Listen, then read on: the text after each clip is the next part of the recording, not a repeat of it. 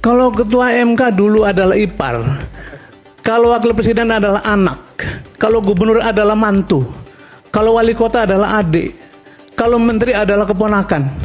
Ini negara apa? Ini negara apa?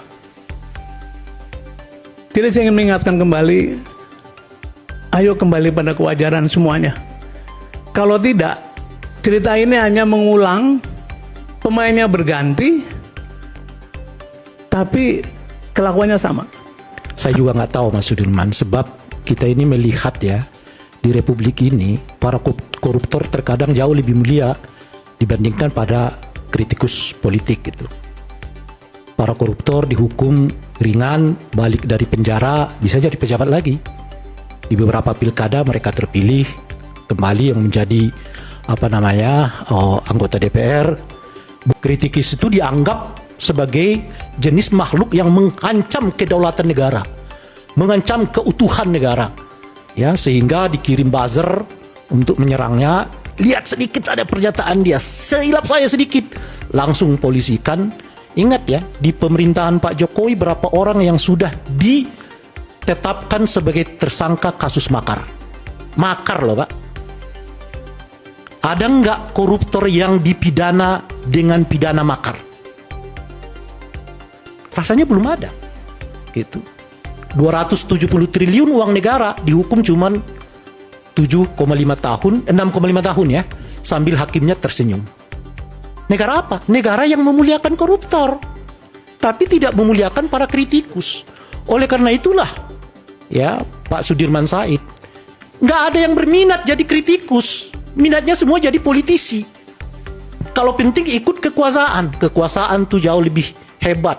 Karena dengan kekuasaan, kemuliaan hidup didapatkan, uang didapatkan, jabatan didapatkan, glorifikasi didapatkan macam-macam dan sebagainya gitu.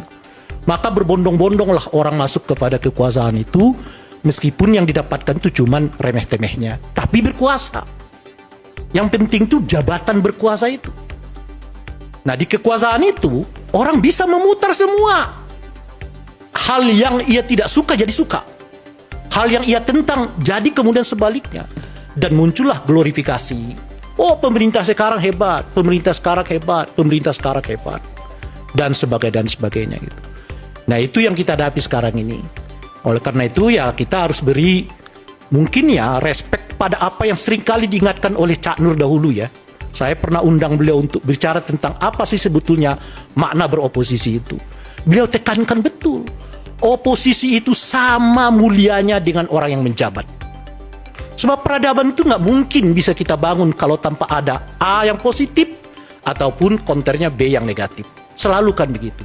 Tesis antitesis, maka peradaban harus dimunculkan. Koruptor itu menyumbang apa bagi peradaban kita? Nggak ada. Tapi kenapa ia mulia? Karena kekuasaan selalu berinteraksi dengan mereka gitu. Itu yang pertama. Nah, yang kedua, di kita ini dari dahulu pola penanganan korupsi itu berawal dari pinggiran. Hampir selalu terjadi, kecuali yang tangkap tangan. 1-2 ketua umum partai pernah tangkap tangan, ya diperiksa oleh KPK, dijatuhi hukuman. Tapi umumnya praktek korupsi kita itu berada dari luar, pinggir-pinggirnya.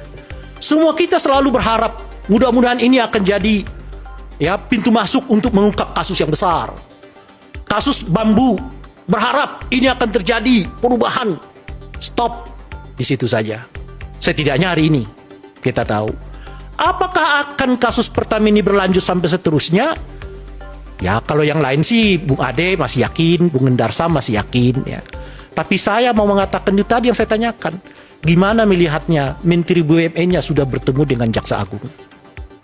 Bagaimana melihatnya tiba-tiba Menteri SDM-nya mengatakan nggak ada itu namanya oplosan?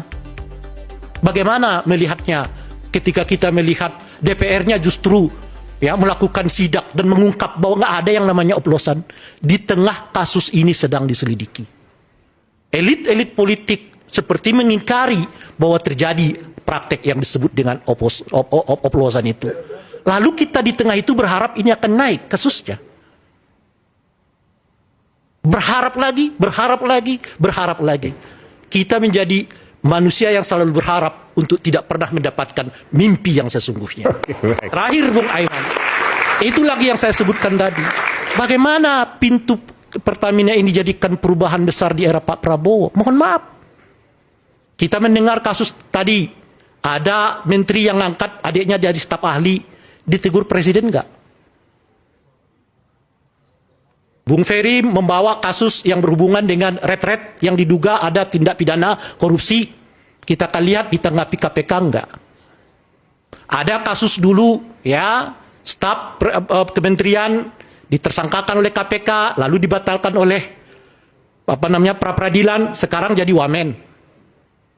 Dalam belum lagi kasus yang berhubung dengan impor gula, impor apalagi itu minyak apa yang mengakibatkan harga minyak goreng kita naik pada saat itu, apakah itu akan dituntaskan atau tidak? Kalau masalah-masalah kecil ini saja Pak Prabowo nggak berani menegur menterinya, maka itu yang saya sebut macannya Pak Prabowo itu tinggal di podium, beliau jalan kemana-mana. Jadi setiap beliau pidato itu kelihatan macan, tapi turun dari podium itu selesai jugalah macannya itu. Terima kasih. Baik.